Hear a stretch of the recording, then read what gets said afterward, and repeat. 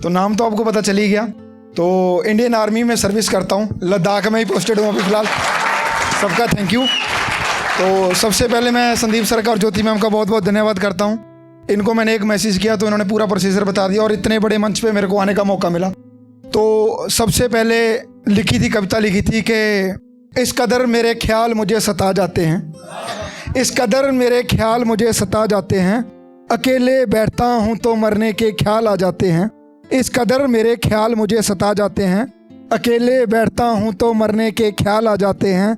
सोचता था पागल हैं वो लोग जो इश्क में भटक जाते हैं, सोचता था पागल हैं वो लोग जो इश्क में भटक जाते हैं। खुद के हालात बिगड़े तब पता चला देवराज क्यों लोग अक्सर पंखे से लटक जाते हैं।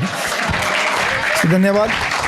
तो लिखा था एक बार कि मतलब मैं अक्सर अपनी माँ के सामने खुश रहता हूँ, मेरे दोस्त जानते हैं, मैं सबको हंसाता रहता हूँ। हंसाने की मेरे बीच में एक बहुत बड़ी कला थी।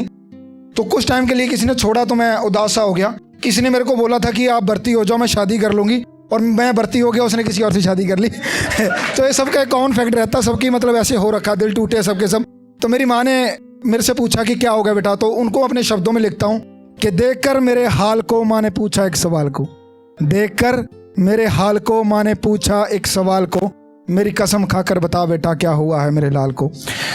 पहले हंसता था मुस्कुराता था, रोते उदास चेहरों पर हंसी ले आता था कि मेरे बहते आंसू पोंछ, फिर साफ किया मेरे गाल को, मेरी कसम खाकर बता बेटा क्या हुआ है मेरे लाल को। तो माँ को सर क्या जवाब देता हूँ, माँ को जवाब देता हूँ कि क्या बताऊँ माँ को कि क्या हुआ है तेरे लाल को। माँ को बता भी नहीं सकता अपने दुख भरे इस हाल को, कि निखरे दिल के असमा पे, निखरे दिल के असमा पे एक काला बादल छा गया है, एक लड़की का दूर जाना माँ तेरे देवराज की हंसी खा गया है, एक लड़की का दूर जाना माँ तेरे बेटे की हंसी खा गया है। एक और लिखा था कि दूर है उसका शहर मेरे गांव से, दूर है वो मतलब दिल्ली की रहने वाली है सर, कि दूर है उसका शहर मेरे गांव से, वो बुलाए तो मैं आ सकता हूँ, सुबह दोपहर की बात ही छोड़ो मैं रात में भी आ सकता हूँ। सुना मीठा पसंद है उसे, सुना मीठा पसंद है उसे, मैं खाता नहीं उसके लिए खा सकता हूँ। वो पूछे कि मेरे लिए क्या कर सकते हो, मैं उसके लिए दुनिया से भी लड़ सकता हूँ। वो पूछे कि कहाँ तक चलोगे साथ मेरे, वो पूछे कि कहाँ तक चलोगे साथ मेरे, मैं कहूँ तुम हाथ पकड़ो मैं स्वर्ग नरक तक आ सकता हूँ। अगर हंस के कहे कि जान दे दो देवराज, अगर हंसकर कहे कि जान दे दो देवराज, तो मैं हंसते हंसते जहर भी खा सकता हूँ, तो मैं हंसते हंसते जहर भी खा सकता हूँ। तो सर एक साइकिल वाली आप सभी ने मतलब छोटी सी लाइन पढ़ी होगी कि मैं चांद देखने साइकिल से जाया करता था, मतलब वैज्ञानिक वाली ना।